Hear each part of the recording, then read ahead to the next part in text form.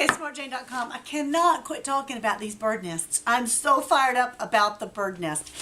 I'm doing these blogs, right, and the most attention, the biggest, most hits, whatever, I've gotten on blogs so far have been these silly bird nests. All right, we're going over it again. This bird nest, found it in a bush. You see, look at that. It's got some hydrangea in it. Isn't that fabulous? All right, now I have painted the bird nest with this 3M77 spray. All right, it's got to be this brand. I think it's $9.99 at Lowe's. This is the only brand that works. Step one, I find the bird nest and I adhere it together with this spray.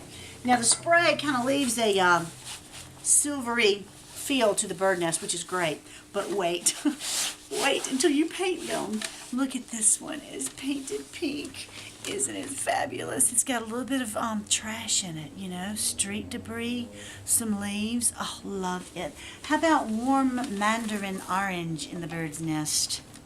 This one, you can't really see it well, is made out of carpet fiber. There are huge chunks of old orange carpet in it. All right, this one, last but not least, my absolute favorite, this fabulous hot, hot blue bird nest. I don't know what kind of bird is making this nest. They're all a little bit different.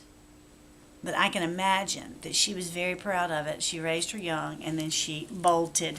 Some people say, now won't she come back to that nest? You know, I think, just thinking off the top of the head, I think that some birds do come back to that nest. But for the most part, I think the bigger birds start all over again. All right, bird nesting, smartjane.com. Bloom where you're planted.